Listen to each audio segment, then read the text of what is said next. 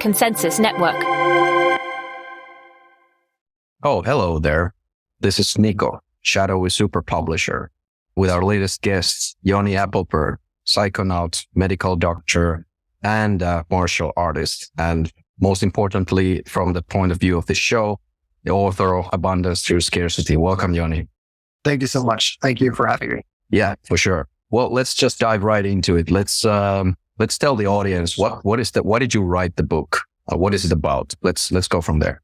Yeah. Well, the book is about the importance of Bitcoin for the future of our civilization. And it is not the book just for Bitcoiners. I've come to realize over the years that I've written this book, this is a book for everybody because Bitcoin is one of the most important projects that we have going on as a species. And it's going to concern everybody. It's on par with becoming a multi-planetary species, fusion power. It's one of those kind of technologies. And so it concerns everybody. So in my book, I try to make it accessible what Bitcoin means for the future of humanity. And also, of course, I have a potentially delusional optimism about Bitcoin, and I need to spread the signal. It's a compulsion. I can't stop. That sounds very familiar. It sounds familiar. I guess so, yeah. But of course, also, I wrote the book for me. I love writing and I want to get really good at it. I love trying out and sharpening new ideas. And I love just seeing how everything comes together, the storyline, the artwork and everything. It just, now it becomes a final product. That is a very satisfying process. And I don't think that I've ever taken on a project of this magnitude before. And in this process, I've been writing this for several years, long before I knew you guys. And I've learned a lot about what it means and what is necessary to succeed with a goal, whether that is reaching 200 chess elo or publishing a book or getting a black belt in Brazilian jiu-jitsu or whatever it is. Taking on a grand project like this requires commitment.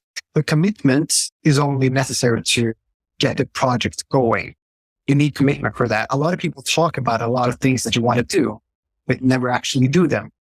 And in order to get started, which is probably the most important step, you need commitment.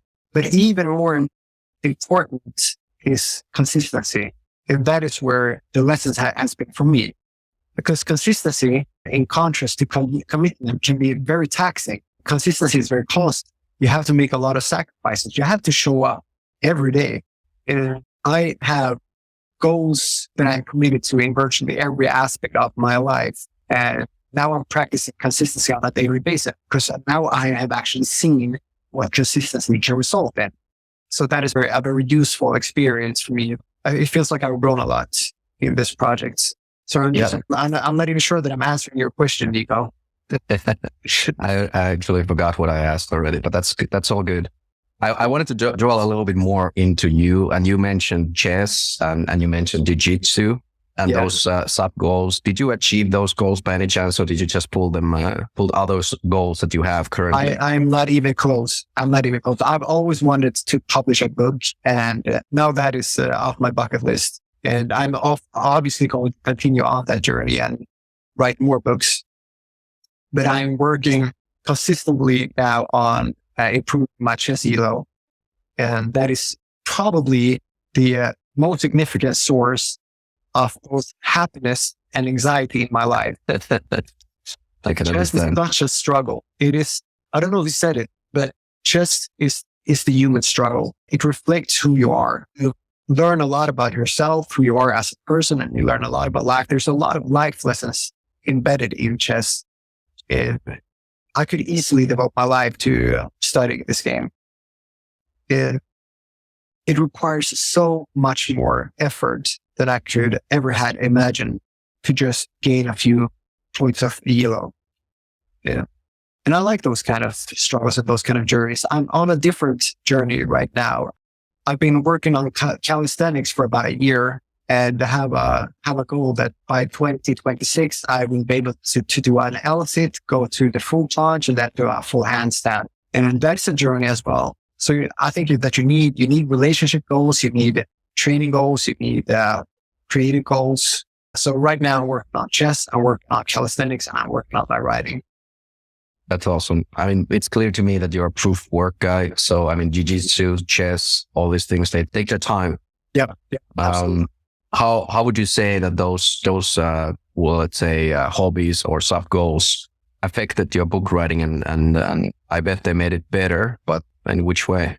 Well, you're using an important word. You're using the word hobby, and that's exactly what they are in a way. But I think it's important to make a distinction here. And this is just as a tangent. I mean, everybody needs a job, right?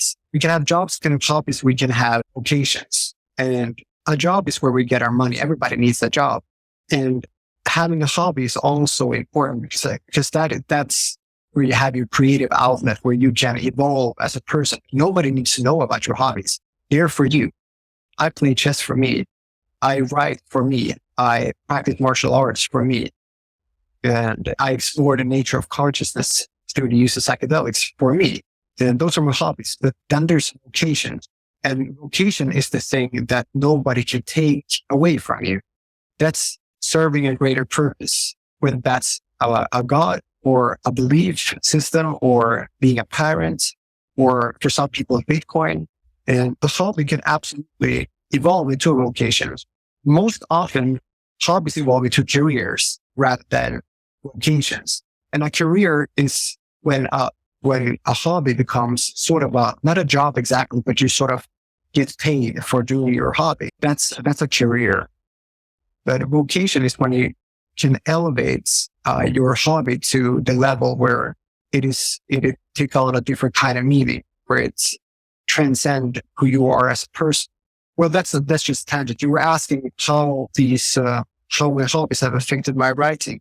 You know, I think that they all just spill into each other in a way.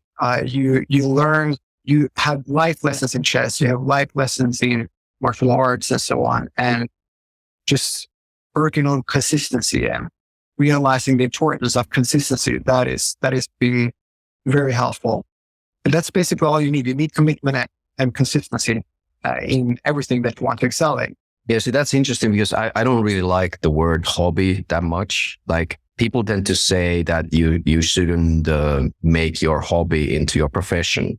That would kill the fun or whatever. But the way I see it, like what happened with you, probably it's the same thing that happened with me, that we have specific interests that we can call them hobbies or whatever. These are the things that we do for ourselves because we enjoy doing them, right?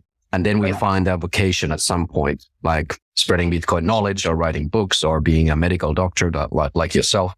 And then these things that are part of us as an interest, a separate interest group, they start spilling into and also building your vocation. Unless, of course, I mean, I guess it's not a vocation if you're just talking about a career or a profession. Like, I used to have a career as a construction engineer that was not specifically something that I ever found my vocation. I just did it for money. So that's a different thing, right? Yeah. When a hobby becomes a job, you've killed your hobby. You've killed the love for your hobby. Then it's no longer a hobby. Then it's a job. But your hobby can evolve into a career, and that's a different thing. Right. You look at someone like Neil deGrasse Tyson, and you ask him about taking a vacation. He doesn't even know what you're asking about, because there is no such thing as taking a vacation from asking questions about the universe, which is the most important thing to him. So he has made his hobby to a career because that is now where he gets his money. But career is different from a job. A lot of medical professionals consider their job a career, but I think that it's just, I don't know that that's true. I think most people actually most doctors are actually just, it's their job. It's not a hobby that became a career. It could be if you're a researcher and if you're going down that path, then it could be a career. But honestly, I think that most jobs are just jobs today. Yeah, it's all about trading your scarce time into non-scarce fun coupons, which is kind of like the big problem that you talk about in your book as well. The fiat slavery, right? Yeah, one of the chapters. And to circle back a little bit about the book, maybe it's a good time to show some art from the book. I would like to show the cover and maybe a couple pages, and then we can talk about that. Yeah, absolutely. All right, let's do the cover first. And Niko, I had to say, I'm so happy with this cover. it tells a story in itself. Yeah, me too. This is the future of humanity. Bitcoin is the future of humanity. Becoming a multi-planetary species is the future of humanity. And unlocking fusion power is the future of humanity. This is the kind of scale that Bitcoin is on. Right. Yeah. It's a fantastic cover. And yeah, it tells it. It's like a movie poster type of thing. Like it tells its own story right there and there, and that's why I like it so much. Like it's not really obvious and on the nose, of course, since we've read the book already. It's pretty obvious to us what it means, but it beckons. Like that's what a good cover does. It beckons the reader who picks it up, open the first page and continue. And that's, I think this cover accomplishes that great. I think so too. We've got a lot of great feedback on Twitter as well on this. This was clearly the way to go. But this is not the only awesome piece of art that we have in the book, right? No, it's not. It's not. This has some great artwork throughout, and I'm very happy with that. It was a great idea of you to include artwork in the first place. Then I had the opportunity to work a little bit with that, and it all just came together perfectly. Yeah, look at this. This is like no other book that we've done before. I'm extremely happy with how it looks. I haven't seen it in live. I'm waiting for my proof copy to arrive, but I hope it's going to be as awesome as it looks in the screen here. Yeah. So we have this like full page chapter specific artwork that Ioni has grafted in Midjourney, if I'm not mistaken. Yeah. That has also been a lot of fun. Learning to operate this new tool and really getting the hang of that and to see what kind of a creative process it is to create these kind of images. It's not as easy as people think.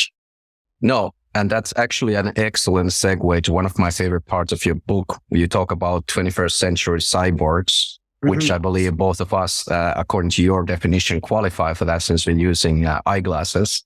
Yeah. I thought that was... We use the technology to improve our biological functions and that makes us cyborgs. So it's towards the end, like this book is kind of like a 3-part way. First, we outline the problem, and then we kind of like go through the struggles, and then Ioni presents sort of a solution and a vision for the future. Yeah, exactly. Yeah, there's some really beautiful images here throughout. And I think it's a really wise choice of you to also include some images towards the end. So I don't know how many images I've created, but it's probably been like 50 or 60 images that I've, no more, hundreds of images come to think of it.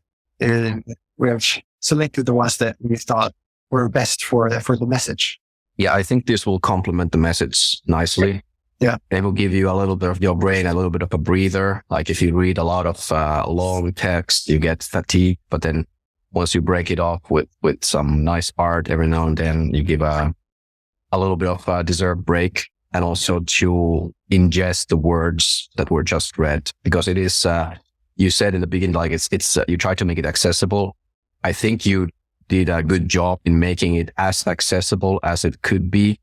But keep in mind that this is not by no means a light read. Like I wouldn't say like I got a lot out of this book. I've read a lot of books, Bitcoin and otherwise, and it's not really a light read in that sense. I would say that it falls in somewhere between maybe Knut Svanholm's work and a little bit of Psychedelics, Bitcoin Standard, and maybe even some Eric Voskuil type of thinking. From crypto economics. Would you say that's fair? I would say that's fair. Also, this is a different genre altogether in the Bitcoin space. I don't think that anybody has written, this is it's not a technical book. It's a philosophical book, but it's written on prose.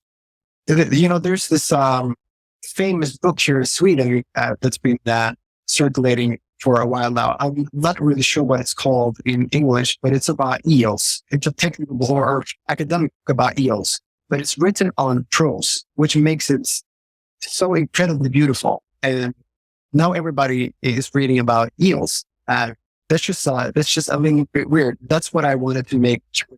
I wanted to make it, as you said, as accessible as possible, because it's not a light read. But it's still accessible in the sense that this concerns all of humanity. Mm-hmm. Because, what we have to realize is that, and what I make clear in the book is that money is a fundamental tool for civilization. We need money to coordinate the workforce and our resources and to cooperate at large scale over generations. That is how we advance as a civilization. But civilizations also undergo cycles of progress and decline. And a period of decline can be ignited by war, by pandemics, lack of resources. And in order to resolve a period of decline, the state often resorts to currency devaluation to bolster the economy and the power of the state. But this works terribly because it never actually reverses the decline. It only diminishes the potential to actually create progress. So the only way to truly swing the pendulum from decline to progress is to build more economic goods, to advance technologically and economically by building more technology, like working on fusion power or becoming a multi-planetary species. That is how we truly advance the economy. We can't artificially expand the economy. The fiat system tries to do that, but that's not possible. We have to actually put in the work to progress as a civilization, to expand the economy. And the state tries to circumvent that in periods of decline by printing money. That just doesn't work. Instead, it just breaks the money. And when money breaks, civilizations can no longer coordinate resources and the workforce or cooperate at large scale over generations, meaning that over centuries, institutions begin to fail, populations begin to decline, poverty increases, and eventually civilizations collapse. And that is exactly what happened in Rome. Rome, when they experienced very severe periods of decline, war and pandemics and so on. So they devalued the denarius to bolster their economy and the power of the state. And they gained some temporary relief, but they also broke the denarius in the process. So after a few centuries, they tried to introduce new currencies, but none stuck. They all failed. So their decline continued, and they couldn't reverse it when the money was broken. There's some heartbreaking stories. I think I mentioned this in the book as well. There's truly heartbreaking stories from the decline of the Roman Empire. There are stories of families, farmers mostly, having to go into the cities, scavenging food like animals. And some even had to sell their children into slavery to feed them. They didn't sell their children to gain money themselves so that they could eat. They sold their children out of love because they couldn't feed their children. And as slaves, they would at least not starve. And this is just heartbreaking. But Rome is so distant that it's difficult to connect them. We have to remember that they're people just like us. And imagine if we take their stories and apply their stories to our own civilization. Imagine if our civilization in 100 or 200 years, and we were on a perpetual decline toward collapse. And we actually began to consider, when it becomes a viable option, where it became a true option that we're actually considering to sell our children into slavery because we cannot feed them. It would just be horrendous. But they actually had to go through that. And I think there's very important lessons in there. But they didn't manage to, they never managed to introduce new currencies. We have Bitcoin, which cannot be the base. So now that we have money, that protects us from the states going on this devaluation journey, driving us closer toward collapse. But Bitcoin does more than this. It also promises a cultural and economic transformation on a scale that is comparable to the Enlightenment of the Middle Ages. So, there's just so much to love about Bitcoin. Over the course of history, humans have found ways to work together in larger and larger groups. We began as hunter-gatherers working in small bands together, a small band of maybe 6 to 12 people. Then, about 12,000 years ago, we began to settle and farm land. And we found ways to work together in even greater numbers. And that is where the Dunbar number comes from. That comes from the agricultural age, where we built cities about upwards of 300 people or so. but the agricultural age extended all the way up to the industrial age, and had societies of tens of thousands of people up to then, at least systems that allow us to coordinate the thousands. And then we industrialized and we developed new systems where we could coordinate as a species in much greater numbers, in millions. And now, Niko, we are in the early stages of the digital age, and we now have systems where we can cooperate and coordinate over much, much larger numbers, in billions. And this is basically the story of humanity, finding ways to work together in larger and larger groups. So Bitcoin is a very natural step in our cultural evolution. We have always bonded over the dominant story of the era, whether that's nationalism, fascism, communism, capitalism, or religions. Bitcoin is an entirely new kind of story that binds billions. And it's a simple and beautiful story. It's a story that value communication on fair and equal terms without third parties. That is the Bitcoin story. And I'm not sure that everybody agrees, but I think that the biggest in the global economy at this point in time is exclusivity.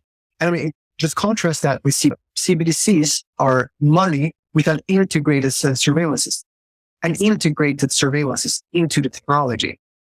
That should scare a lot of people. The CBDC signal is that taxes and inflation are no longer enough to control the population. We also now need an inbuilt surveillance system into the actual money. They're saying with CBDCs, they now need high resolution financial surveillance. They need to know your whereabouts, your financial activities, and everything.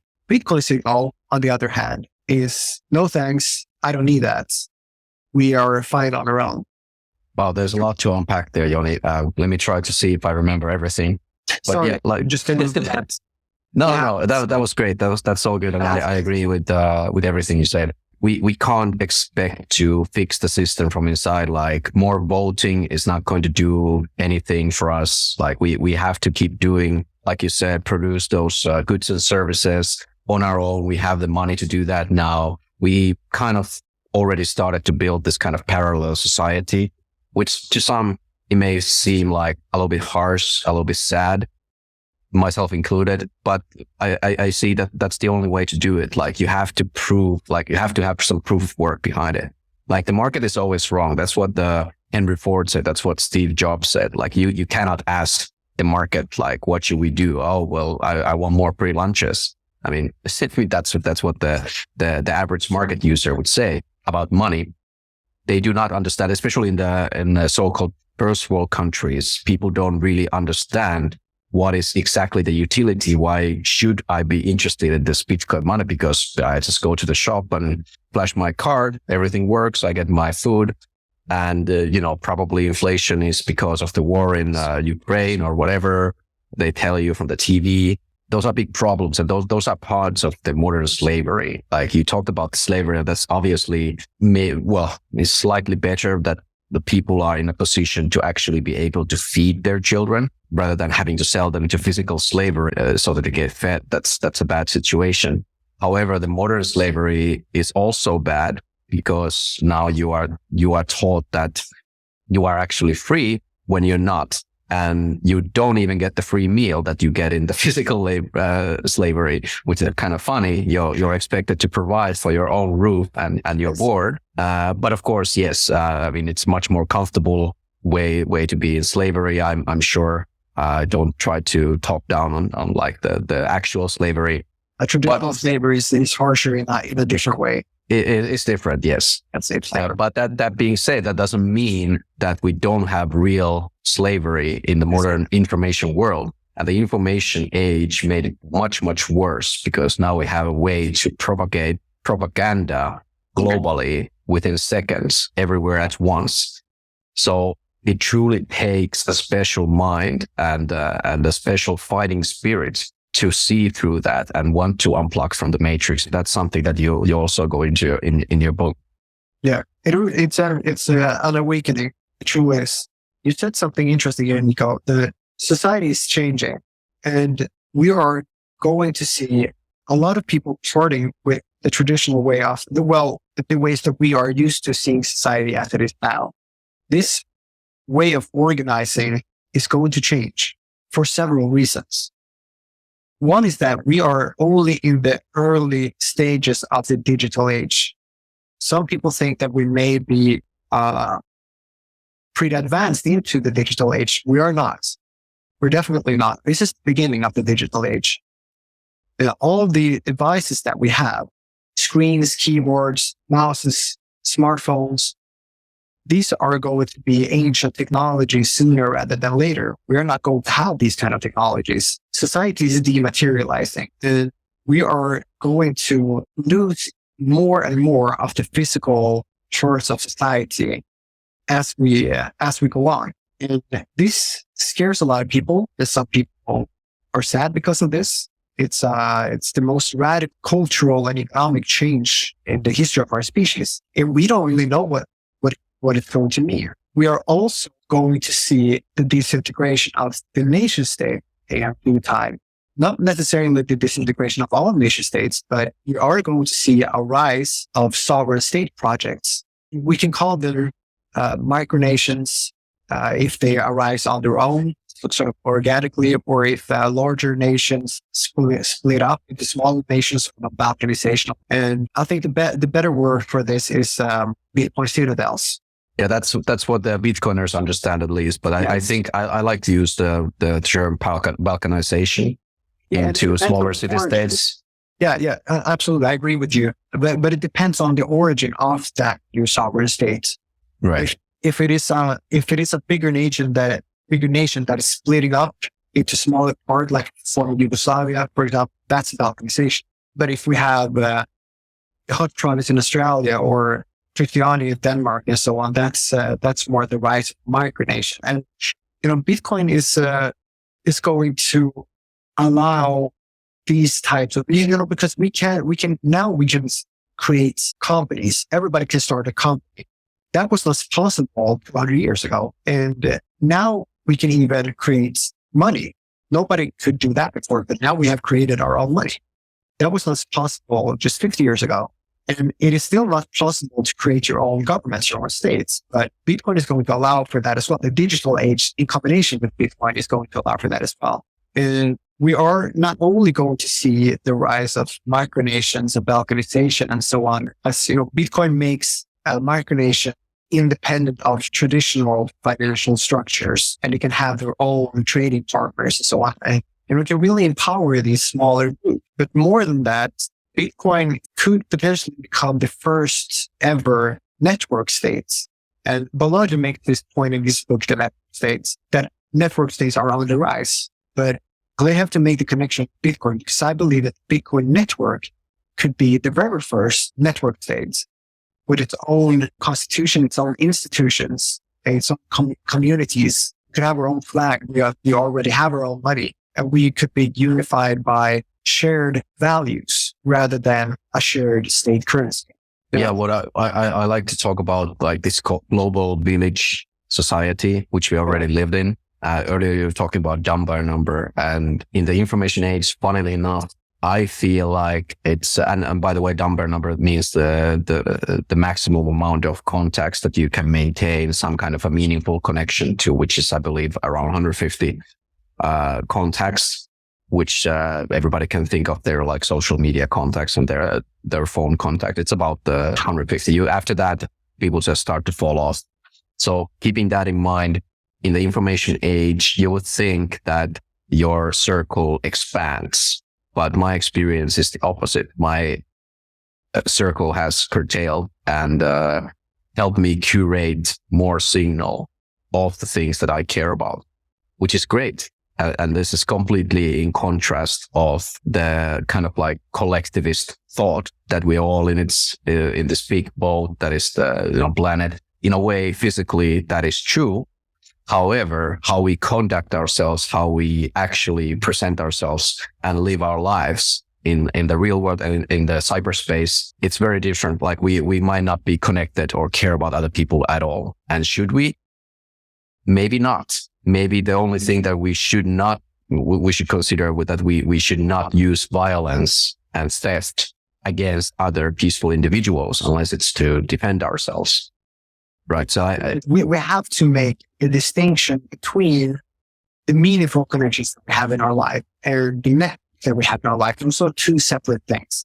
right. And one of our number persists. We can only make meaningful connections with about 150 to maybe maximum 300 people. Somebody would say, and what the number remains, but our intimate circles have been diminished as we have gone further into the information age and the digital age. But we're still in the early stages. We're still experimenting with building these global networks and expanding our networks and our communities.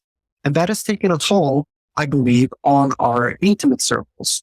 Before, we lived in small societies and we didn't have networks outside of that. We lived in small societies of up to 300 people as farmers. But now we live in much, much smaller intimate circles, but with much, much larger networks, global networks. And seeing that we're still in the early stage of experimenting with this. I believe that this is going to have its own evolution. We have no idea what it's going to be like in another few centuries with our networks and our intimate circles. But I absolutely agree with you that our intimate circles have taken a toll, but not necessarily for the worse. For a lot of people are more isolated and alone. And that is clearly not a good thing. Some people have also beginning to wake up from the system. They are beginning to find connection with nature, with themselves, with other people, and with the universe in ways that we haven't for centuries. And that is very valuable. And I think that the trajectory is what is meaningful here. We have to look at where we're going, not necessarily just where we are. Yeah. That's a great point. And you're talking about opening your eyes and leaving the matrix. And to that, I think your experiments with psychedelics has all helped you a lot, opening your own, third eye or whatever you might call it, some kind of a foresight, or even if it's not really a foresight, it is more of an insight. That's my experience with psychedelics anyway. So maybe we could wrap this up with going a little bit into that. Like I'm not sure if our listeners are interested in that, but I sure am. Me too. So let me form it into a question. So sure. So you talk about stuff like Burning Man, exiting Matrix, psychedelic revolution, and Bitcoin revolution. What's the connection there? The greatest achievement humanity is our current era of peace, and Bitcoin is very important in solidifying our current era of peace. And it does this in three ways. I will just take this small tangent to answer your question. Bitcoin enables large-scale intergenerational cooperation by being hard money that operates on the rail of the first and only public monetary system ever devised. And it also makes climate wars too costly for states when they can confiscate money from the citizens to wage war. And thirdly, this is important bit, it changes our psychology. It expands our time horizons farther into the future, enabling us to build for the future, for a future that we desire. Bitcoin and psychedelics make us more like NASA and SpaceX and less like Facebook and Twitter as people. So when I talk about Burning Man and the psychedelic revolution and exiting the matrix, it is about how Bitcoin can truly have this transformative effect on us as individuals and as society as a whole. I mean, our realities are merely reflections of our cognitive landscapes, and society is the collective reflection of everybody's cognitive landscapes.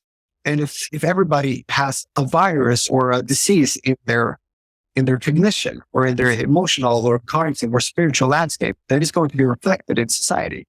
So I often say that there are the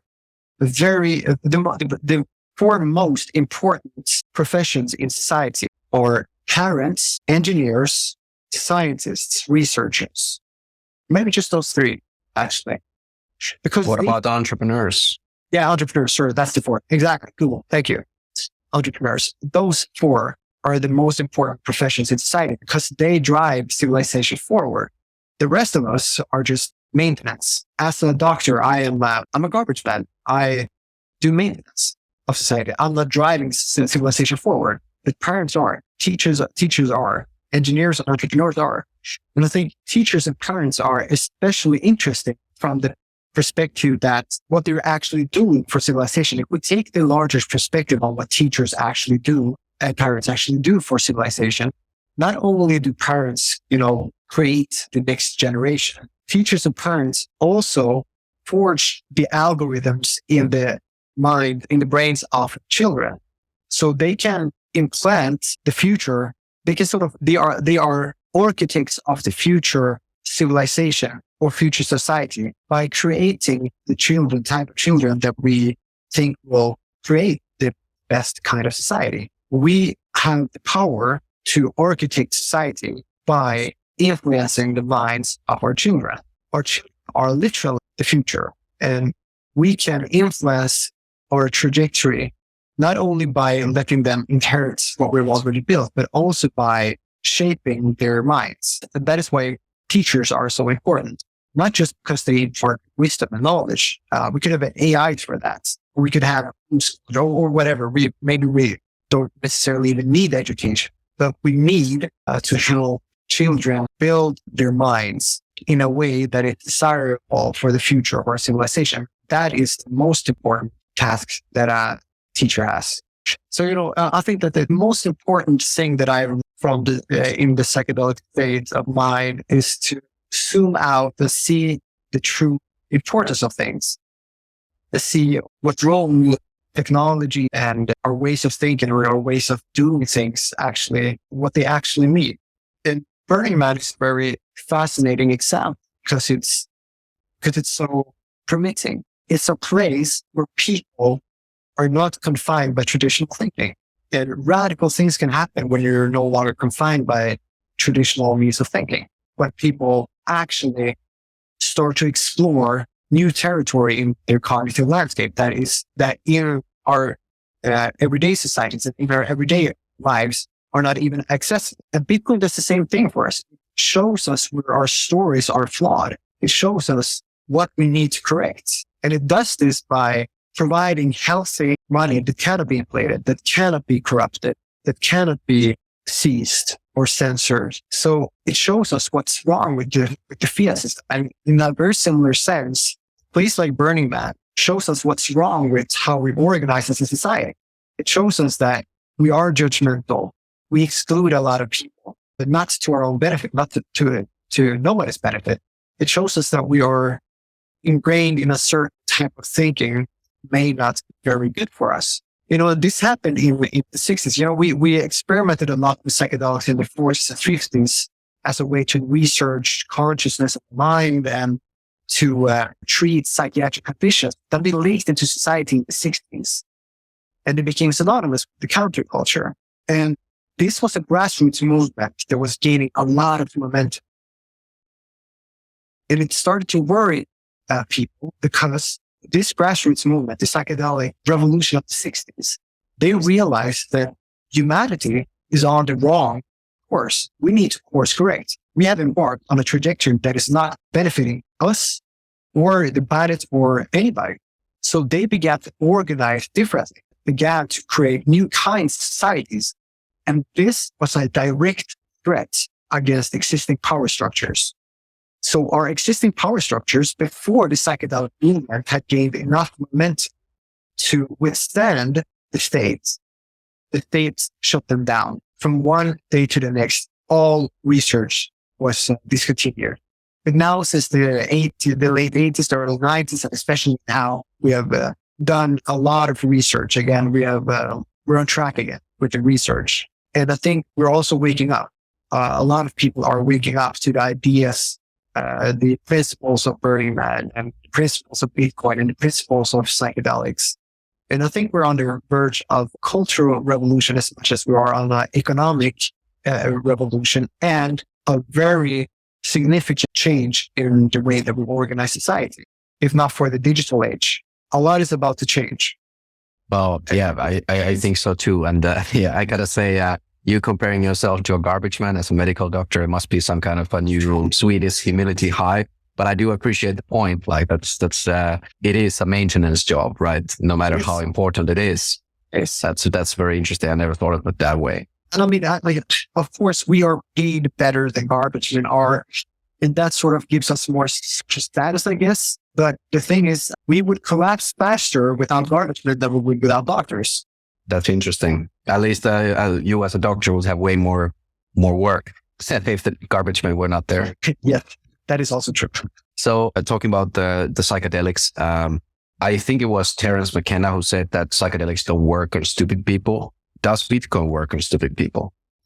Wow, that's the best question I've heard in a long time. That's so interesting, Niko, because it is absolutely true that psychedelics, they don't work on everybody. You have to be open to them. They are a tool more than anything. And they are an incredible tool for reprogramming your mind and waking up. But not everybody can wake up. If you've reached a certain age, or if you have a certain type of mind, you're not going to be able to wake up in the first place. So psychedelics don't work on stupid people. That's a good way of putting it. It gets the point across. Bitcoin is to the benefit of all of humanity. It is a new economic operating system with capabilities that our current economic system lacks, such as neutrality and openness. Bitcoin invites the other half. It invites all of humanity. And looking at Mikhail's law, it is going to bolster our capabilities as a civilization through network effect alone, having another 4 billion minds connected in the global economy. It is going to be the single greatest economic infusion in human history, where we can onboard the other half. So Bitcoin is to the benefit of all humanity and to every individual as an economic system. But as a psychotechnology, I'm going to have to think about this. Like other psychotechnologies, like language, which helps us perceive the world. The language we have in our minds is an operating system that allows us to perceive the world and grasp ideas and concepts, and formulate an infinite number of concepts. And Bitcoin, similarly, is a psychotechnology that helps us expand our time horizons, see the future. And I think that can happen passively as well. Everybody may not wake up in the sense that they start to realize what's wrong with our current system and want to step out of that system, want to step out of the matrix to the real world. That may not happen for everybody. But what will happen for everybody is that when we have hard money in society, people will automatically start to think differently because there are emergent properties of the fiat system, such as hookup culture or consumerism. These kinds of things, we have very short time horizons, high time preference. Those are emergent properties of the fiat system, having weak money. But if we have hard money, it sort of just happens. We will have emergent properties for that as well, where we, instead of engaging in consumers, hookup culture and fiat food and fiat science, all that, we will have a fiat architecture for that matter. I mean, looking at all the architecture that is being built today, they're here to last for decades, up to 100 years, and not thousands to tens of thousands of years. But we see that cultures that have had hard money, they build for the future. We know that this is an emergent property of hard money, that we extend our time horizons. And this is going to happen for everybody, because as culture begins to change, as people expand their time horizons, it is going to change all of society, all of culture, and even the ones that are less prone to waking up or being receptive to change. They're also going to follow it. They're going to naturally slip into this kind of culture and this way of thinking, by just being present in that system. By being exposed. Yeah. Yeah, that's in line with what I think. Like, I don't think for a second that the majority of the people will ever understand or be liberated by Bitcoin the way we are. I don't expect that. However, and this is something that Cypher and Knut Swanholm like to talk about. I believe it was Cypher book, that stated that you cannot insulate yourself from the effects of somebody using money harder than yours, which is basically what you were talking about as well, because like the positive effects of in entrepreneurship and development of society, it will spill over even to the, let's say, quote unquote stupid people. Of course, that's a politically incorrect term to use, but let's just say that. So I think in that sense, most people are stupid in the way that they will wait for somebody to make that breakthrough and for it to become mainstream. Like same happened with the internet, mobile phone, everything, the car. Henry Ford said that if you ask the market, they would want faster horses. I think it's the same thing all over again, and it has never changed. There's this part of innovators, scientists, entrepreneurs who push humanity forward. And I don't think Bitcoin is any different to that. Like, I think we need to dial down a little bit on our enthusiasm. Like you said in the beginning, like how did you put it? Irrationally enthusiastic. No, maybe not that word. What did you say? But I think I said that I'm a delusional optimist. Oh, there you go. Yes. You're delusionally optimistic about Bitcoin. Yes. And I'm the same way. So we have to understand that that's not everybody. And it is not for everybody. It won't work the same way. It hits different. And in a different way and a roundabout way. And that's also something that Hayek said that, okay. This is the roundabout way. That's okay. What we need is people who push boundaries, because we need science fiction authors. We need Bitcoiners, people who can imagine a different kind of future so that we can recalibrate our compass as a civilization, as a species, and work towards that. We need people to imagine the future before we can build it. And so it doesn't have to hit everybody in the same way. Bitcoin is happening. It is happening. It's here. It's already working. And if it hits a few people, that's enough, because we can see where this could take us. We can imagine that kind of future. And that is what I do with my book. I provide a high resolution image of what the future could be like now that we have Bitcoin. First and foremost, it protects us. We are currently in a civilizational decline.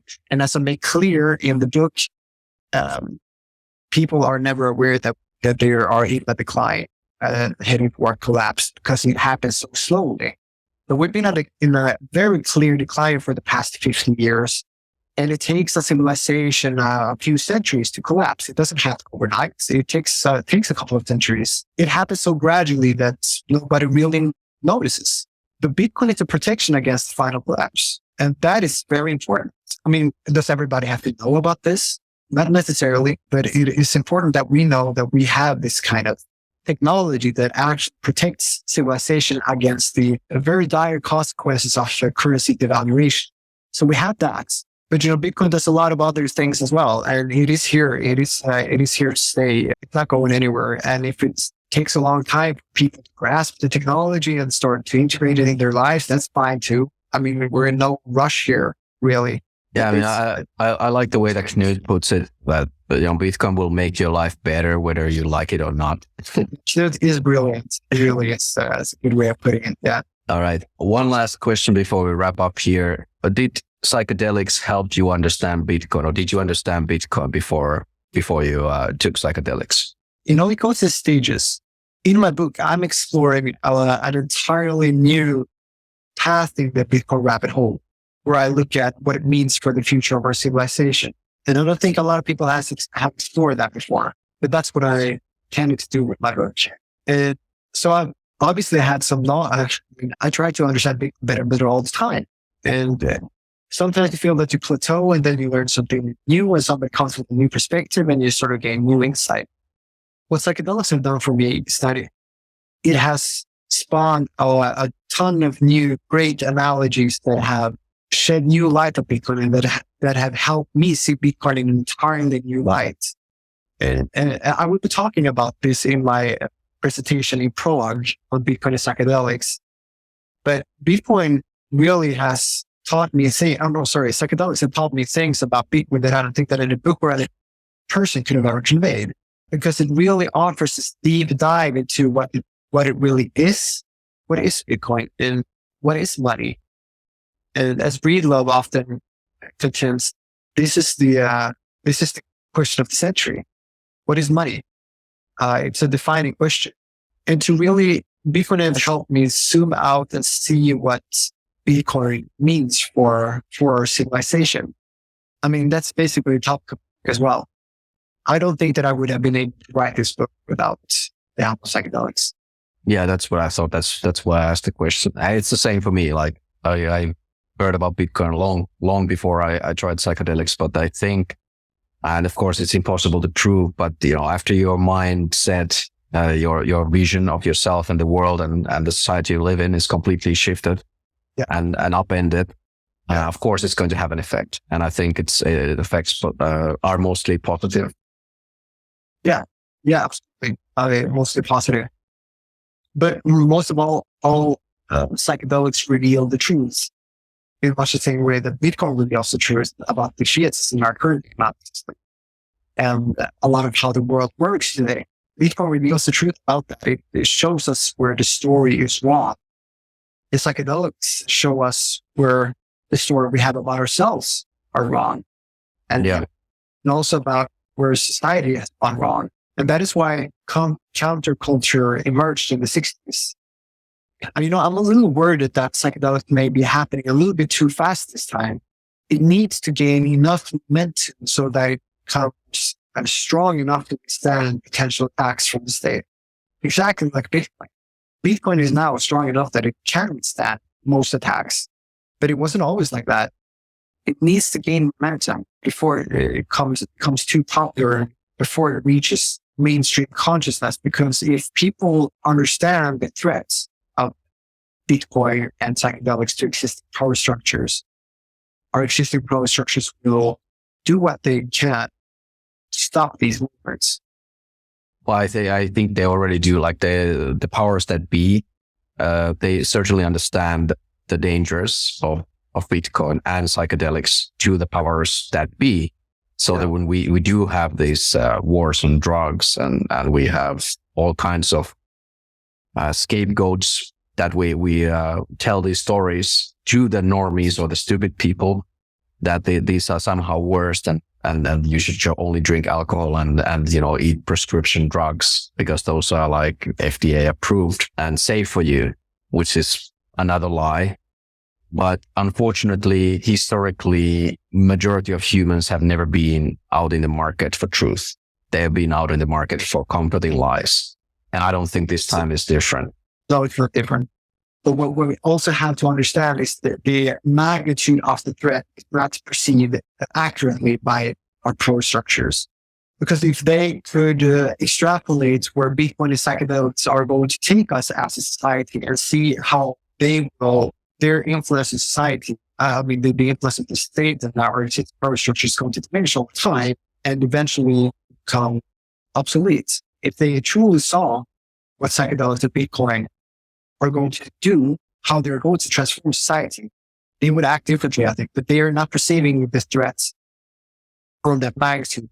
If we were about to be invaded by aliens, if we received the message that, hey, Earthlings, we are going to land in 50 years. We're going to take your planet. Prepare, if you like. It doesn't matter. We would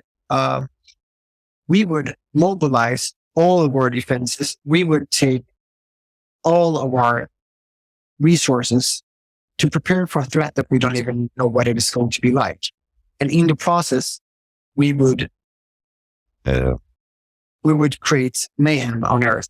That we would do it for the purpose of defending against this threat. And Bitcoin and psychedelics is that existential threat to existing power structures. But they're not preparing in the way that they would with a much clearer threat like an alien invasion. So in that way, they are misinterpreting the magnitude of the threat against them. Yeah, maybe we are even underplaying the power of Bitcoin. Like maybe we are underselling it. It's difficult to tell because things move so fast in the information age. Like if you look at in your book, you also talk about the biological evolution and the development of tools. How it took 2 million years for a slight improvement in the stone tools, and now we have within a span of 10 years, we have artificial intelligence, smartphones. The development is just like we cannot handle that kind of thing. So it's very, very, very difficult to see like 50 years from now where we are. And maybe we shouldn't. Maybe we should just focus on building. Like I think that's the key message here. Yeah, we need to secure the survival of our species because we don't know what's coming. Right. I think Elon Musk is one of the most important human beings on this planet for this reason, because he can see the threats that we're facing. We have no idea what this planet is going to be, what we are capable of doing to ourselves. And in just a few decades time or a few centuries, we could face existential threats from AI, from ourselves. We need to become multi-planetary. And we need to become multi-planetary fast. We need to create fusion power to have a more or less endless source of energy. Yeah, and talking to you, it just feels so crazy that the mainstream is all about carbon neutrality and decreasing energy consumption. It's just like this is it's alone to be woke in this sense, to be outside of the matrix, to wake up. It's a bit elitist to talk in this way, and I realize that, but it's also I realize that we are privileged in seeing the flaws in the system, but we're also alone. I mean, that's why we're creating a new network state on the Bitcoin network with shared values rather than being unified by state currency. People are waking up. More and more people are waking up, whether from through the use of psychedelics or encounters with enlightened people or Bitcoin, and the community of truly woke people, to may use that term, is growing. Awoken people, not woke. Exactly. Sorry, yeah, exactly. That's exactly what I mean.